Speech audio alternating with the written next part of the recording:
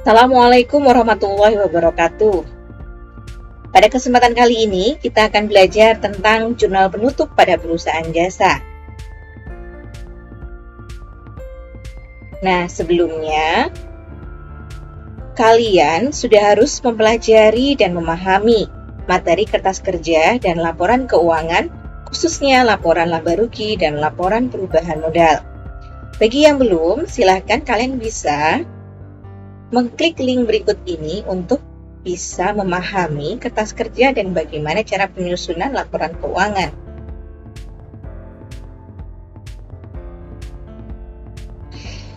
Di dalam bagian terakhir, pada siklus akuntansi perusahaan jasa, kita perlu mempersiapkan laporan yang akan menjadi alat pratinjau atau review akhir ketika akhir periode dari sebuah perusahaan.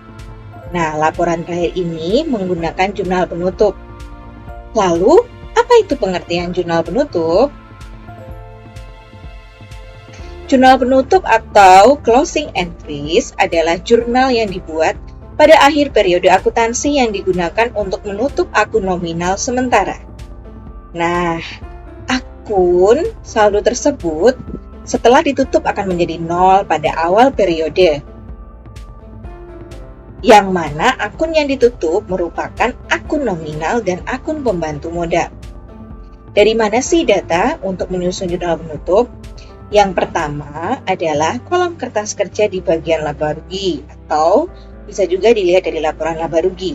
Yang kedua, kolom neraca bagian modal, atau bisa dilihat dari laporan perubahan ekuitas atau modal. Nah, apa tujuan dari jurnal penutup? Yang pertama, tentunya untuk menutup saldo yang terdapat dalam semua akun atau rekening sementara. Di sini adalah akun nominal, bukan real ya. Sehingga akun tersebut saldonya akan menjadi nol. Nah, dengan jurnal penutup ini, maka akan dapat dipisahkan jumlah saldo akun rekening sementara untuk periode ini, sehingga nantinya di periode berikutnya jumlah saldo akun atau rekening sementara ini akan terbarukan. Kedua, agar saldo akun atau rekening modal menunjukkan jumlah yang sesuai dengan keadaan pada akhir periode, sehingga akun atau rekening modal akan sama dengan jumlah modal akhir yang dilaporkan di dalam neraca. Oke, selanjutnya kita akan belajar bagaimana sih prosedur penutupan agar kita bisa menyusun jurnal penutup. Yang pertama, kita harus menutup semua akun pendapatan. Bagaimana caranya? Kalau kalian ketahui, biasanya pendapatan itu ketika kita pertama kali mencatat, maka posisinya ada di kredit. Nah, di dalam jurnal penutup untuk mengenolkan saldo pendapatan, maka ini harus dibalik. Dari yang kredit, maka akun pendapatan harus didebitkan. Di mana setelah didebitkan akan muncul akun yang bernama ikhtisar rugi laba, atau boleh dibalik ikhtisar laba rugi. Dan munculnya bertambah di kolom kredit. Kemudian yang kedua, kita perlu menutup semua akun beban. Di sini kalau kita mengingat kembali di dalam kolom kertas kerja di bagian laba rugi, tentunya akun beban-beban ini tidak hanya satu. Ada lebih ya, bisa 2 atau bahkan bisa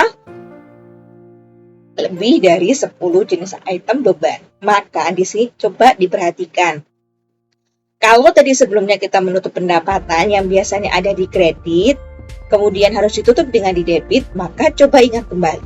Kalau akun beban bertambahnya akan selalu di debit, ya, atau debit, maka di sini untuk menutupnya kita balik.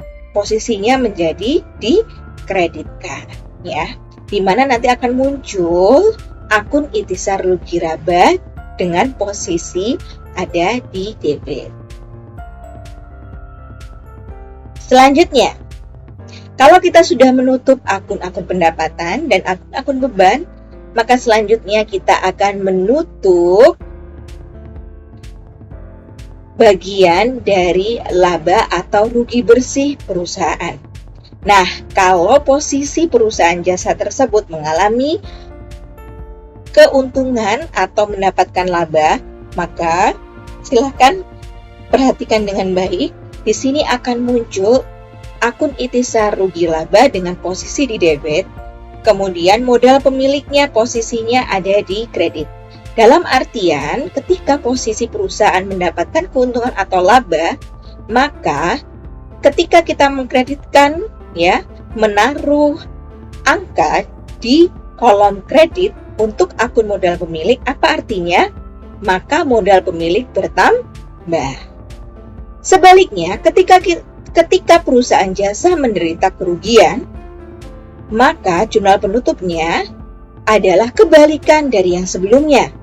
Posisi modal pemilik harus didebitkan, sementara akun ikhtisar rugi laba akan ada di posisi dikreditkan, di mana artinya modal pemilik akan berkurang karena kerugian tersebut.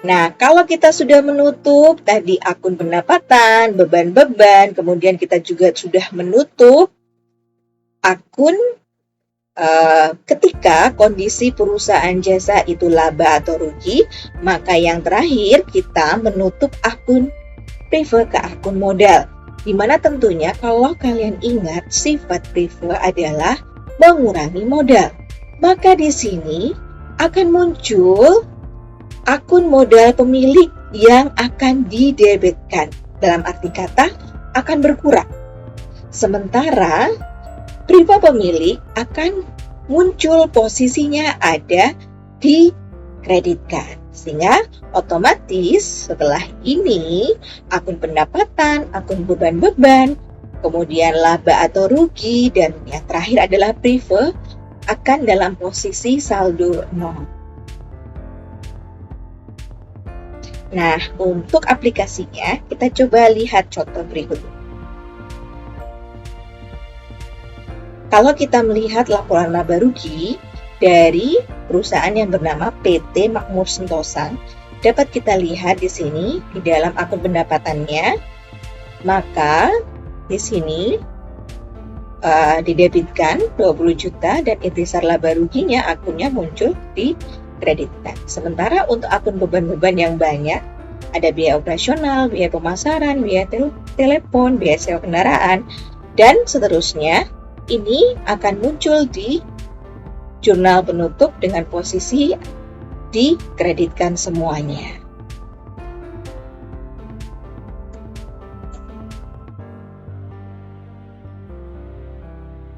Selanjutnya, ketika kita menyusun untuk menutup laba, maka posisinya di sini adalah di jurnal penutup modal usahanya akan bertambah dengan dikreditkan, sementara yang didebitkan adalah ikhtisar laba rugi. Itu dia pembahasan tentang jurnal penutup. Jangan lupa ingat urutan penyusunan di dalam jurnal penutup. Yang pertama, kalian harus menutup terlebih dahulu akun pendapatan, ya. Kemudian yang kedua, kalian menutup akun beban-beban. Yang ketiga, kalian harus menutup akun-akun yang berkaitan dengan laba atau rugi perusahaan. Dan yang terakhir, kalian perlu menutup jika muncul prefer yang dilakukan oleh pemilik perusahaan. Alhamdulillahirrabbilalamin. Semoga pembahasan kali ini dapat menambah ilmu kalian dan bermanfaat. Tetap semangat dan tetap belajar. Wassalamualaikum warahmatullahi wabarakatuh.